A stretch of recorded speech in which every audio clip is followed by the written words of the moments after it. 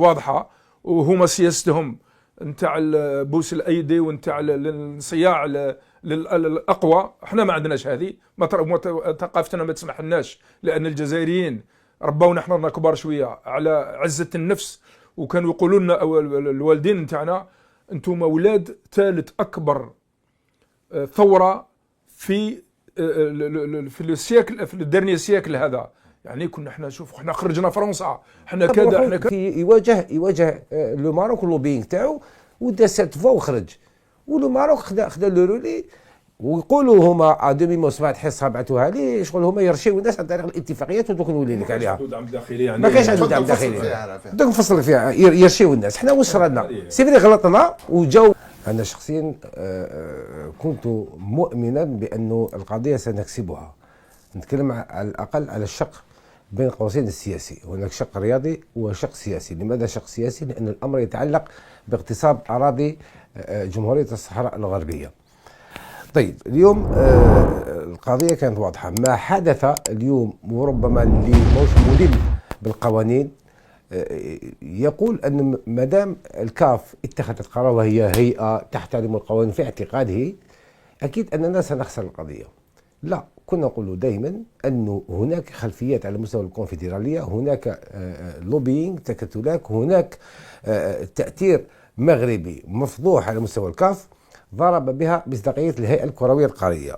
اليوم قلت لك قضية هي قضية سياسية، لازم نركزوا على هذا الجانب. هناك هيئة رياضية دولية اعترفت رسميا بأن الأراضي الصحراوية ليست مغربية.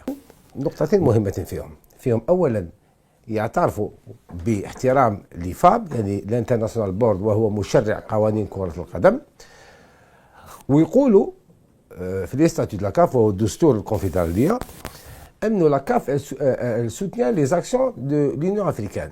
لونيون افريكان الاتحاد الافريقي يضم كل البلدان الافريقيه، والصحراء الغربيه عضو مؤسس. المغرب التحق مؤخرا قبل 6 أو 7 سنوات فقط. الرياضي المكسب للجزائر هو مكسب سياسي. سي فري كو لو تاسك يجمع القضيتين، قال بانه ليش ما كملوش لا بروسيدور وانه ما نعاودوش الماتش، ما يعاودوش المباراه، لانه حتى لو تاس يحسبوا يقول لك لو نعاود لهم المباراه هناك طرف ثالث هو نادي الزمالك المصري، وهناك دي سبونسور ويعني انسيدونس فينونسيير، ما يدخلوش في هذا الشيء. واحنا ما نحوسوش، احنا اكبر من ان نحوسوا على مكسب الرياضي، احنا ندافعوا على مبادئ، وبالتالي القضيه الاساسيه هو فوز الجزائر بمعركه السياسيه امام المغرب على مستوى التاس. لما اصدرت الكونفدراسيون افريكان دو فوتبول يعني عقوبات ضد اتحاد العاصمه في وقتها، قلنا وتكلمنا وكل المحللين وكل الاخصائيين اللي تابعوا قال لك ما فيهاش سند قانوني. لما انت تصدر عقوبه تمد السند القانوني. هنا بان انها غطرسه، بان انها ظلم يعني للجميع. وبعدها الشعب الجزائري كله وقف مع المسؤولين السياسيين في الجزائر، يعني صبحت قضيه وطنيه. هما حبوا يدونا في واحد الطريق غالطين، انه الشعب الجزائري لما يكون المصير الدوله الجزائريه مصير البلاد وعلى مبادئنا وعلى حقوقنا وعلى كذا نوقف كرجل واحد. هذه وكنا تكلمنا وقلنا انه امور مثل هذه لازم تكون الاراده السياسيه تكون يعني تكون دعم، ودعم كبير من المسؤولين السياسيين في قضايا مثل هذه القضايا. من جهه ثانيه لازم نربطوا كل شيء مع بعض. الجزائر اليوم سياسيا حتى السياسه الخارجيه، الجزائر اليوم في قوه. اليوم الجزائر رجعت، اليوم الجزائر خارجيا عندها مصداقيتها، عندها قوتها. حتى هذه تلعب دور، لان كل شيء مسيس، ولها بكل صراحه كل شيء مسيس. ثانيا الضربه هذه قاسيه لمن؟ قاسيه اولا للمخزن اللي من 63 وهو يعني يدير لنا في عراقيل. خرجنا من الاستقلال في 62 63 دخل علينا بحرب ما يسمى بحرب الرمال، ومن هذاك الوقت نتكلم على المخزن ما نتكلمش على الشعب المغربي. وهو يدير عراقيل تل العراقين باش يحطم الجزائر ويحطم اقتصاد الجزائر وما الى ذلك. هذه من جهه. من الجهه الثانيه ضربه موجعه لمن؟ موجعه للكاف أكثر من بركان. نهضة بركان ما هو إلا فريق يلعب كرة القدم، عنده مسؤولين على رأسه الأقجع اللي هو يعتبر أداة للمخزن، يعني اللي يملى عليه هو اللي يطبقه، دار خريطة وهمية، الخريطة الوهمية خارج القانون، أو وضحها أخي وحيد. دونك ضرب الكاف، وضرب خاصة اللي اليوم حب يزيد ينشط اللي هو الإقجاع. الحمد لله اليوم الحق والباطل إلى يوم القيامة صراع دائم، ومهما طال الزمن الحق اليوم ظهر وبان، وإحنا على حق، وماناش حابين ناكلوا حق الناس، وعمرنا كلينا حق الناس، ونحترم جيراننا ونحترم الشعب المغربي ونحترم كل الشعوب، ولكن في حق لما الأمور تلحق للمبادئ نتاعنا الجزائريين كلهم عندنا مشاكلنا، ولكن نوقفوا كرجل واحد. شوف، هي أولا صفعة أقول للمغرب ومن يدور في فلك المغرب على مستوى الهيئة الكروية القارية أكثر منه للكاف. الكاف فقدت كهيئة، فقدت المصداقية تاعها، وأنا اليوم على يقين بأننا أمام منعرج جديد على مستوى الكونفدرالية. هناك عديد من إخواننا الأفارقة يرفضون الهيمنة المغربية. حتى المغرب الذي أراد استمالة الأفارقة من خلال تنظيم مباريات بعض المنتخبات التي لها ملاعب غير معتمدة بالمغرب، لوكو ولا كبير، ولاو ما يقدروش يتحملوا هذاك العبء، وبالتالي صرا خلاف مع لي زافريكا. لا كوب دافريكا الاخرانيه بينت أن المغرب يحوس على المصلحه تاعو اكثر منه يخدم افريقيا. حتى على مستوى في داخل المغرب هناك من انتقد هذا التصرف، يقول لك انتم تجيبوا يعني لي زافريكا تصرفوا عليهم من اجل مكاسب افريقيه، وحتى المكسب الرياضي تاعكم حيسقط لانكم تلعبوا في المغرب. هذا لوكو اللي داروه يعني بالخساره باش يشريوا الناس عنده يريد فيه وما قدروا لهاش، وحنا ما نديروش هذا الشيء. حنا يجوا عندنا لي زافريكا يعني باطل، حنا ناخذوا شارج لي جون باطل. قلت لك صفعه للمغرب لانه من اوصل الكونفدرالية الى هذا الوضع هو المغرب وليس طرفا اخر. اللوبيات اليوم تغيرت. انا اعتقادي انه تغيير طريقه الانتخاب لتمثيل افريقيا في الفيفا كانت على حساب الجروب لينغويستيك اللي كان يصيب دون لو جروب ارابوفون ليزوفون اسبانوفون الفوز يرجع نفسه باركم واحد يكونوا دو بلاس يروحوا هاني او بوريده، ما عندوش يعني صراع تاع لي زونغلوفون ولا لي فرانكوفون. اليوم كي نحاو لو جروب لينغويستيك ولا 12 و 13 واحد يتنافسوا على 5 مقاعد، الامر اصبح صعب شويه، وبالتالي الهيمنه المغربيه على مستوى الكاف لازم تروح. اليوم بدخول الجزائر، عوده الجزائر ديبي 2017 ما كانش راحت الجزائر كي راح محمد روا، عوده وليد صادي الى هيمنه الجزائر. ديجا الدخول الى الكاف ولو عن طريق المرشح الوحيد هو انتصار، لانه الناس اليوم اللي تتكلم لا اللي ما يحبوش الجزائر اللي عندهم لونتيتاز ناسيونال ونعرفهم منهم كلكو جورناليست يقول لك يفالي يدخل المعركه. الماروك دار لك ليبيا هذاك على ليبوك وما عندوش يعني قاعده نقولوا جماهيريه ولا ما عندوش قبول على مستوى الكاف، ولكن داروا الماروك هو جاب له الاصوات باش يربح تو كونديدا الجيريا. مي حتى التونسي فوق خير الدين زتشي وديع الجاري دخل بدون تنافس، لانه على ليبوك السعوديه راح لفيفا.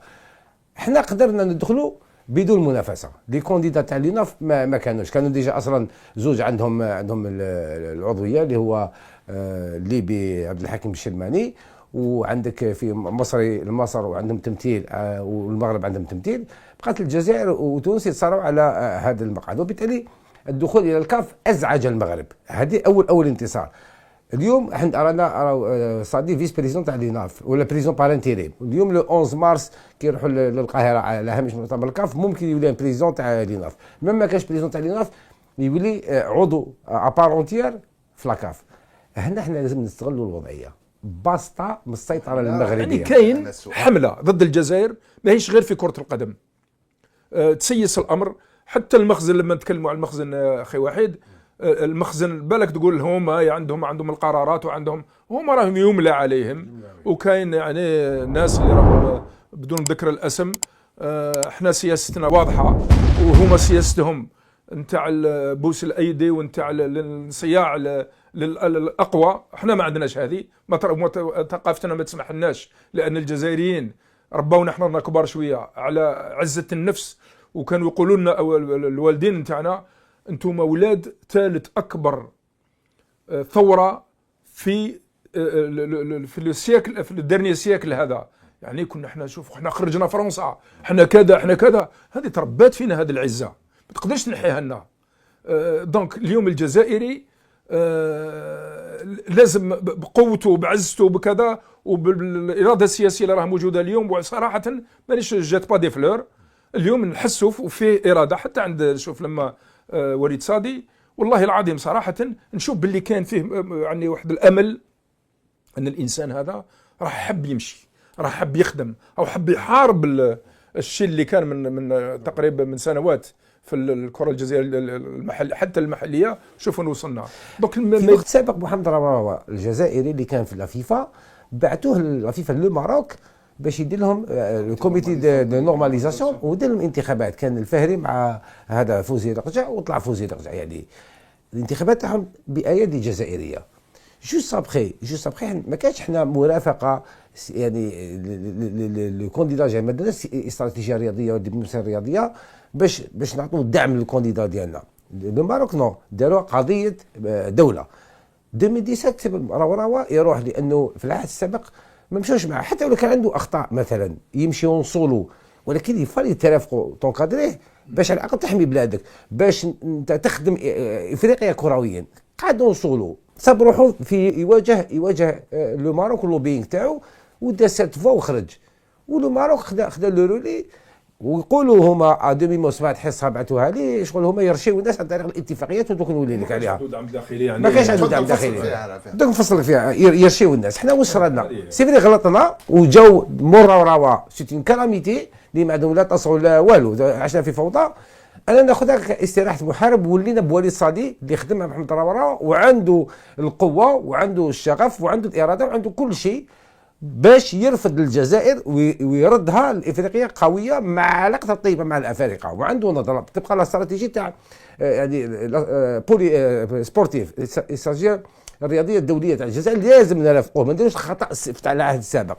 انا نسمعهم بس اليوم هما اللي ماروكان فرا ديفونسيف. المغرب يحتضروا على مستوى الكاف، لقجع يحتضروا على مستوى الكاف، خاصة كي نحاول انتخاب الافارقه على مستوى الفيفا نحاولها عن طريق الجروب لينغويستيك ولات كامل مفتوحه او في صالح لي زونغلوفون لي فرانكوفون.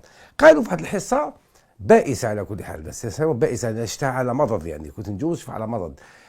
راهم دوك في ديفونسيف افون كي كان عندهم الحكمه وحنا ما كاشنا دي كونديدا تاعنا بالصراعات الداخليه بلي زالجيريان اللي حابين لاجيري تكون اجونو، ان شاء الله عمرها ما تكون اجونو، ما يهضروش هما يديروا رايهم ويسكتوا. وحنا نكتب بيان سور اون ديفون الجيري. اليوم تبدلت لا دون ولاو في لا ديفونسيف او لا يكريتيك ودخل كونديدا اونيك وما عندهمش الحق بوتسيبي معاهم وفلان ويهضروا. صافي سي بون سي لا فان، بدايه نهايه المغرب على مستوى الكاف.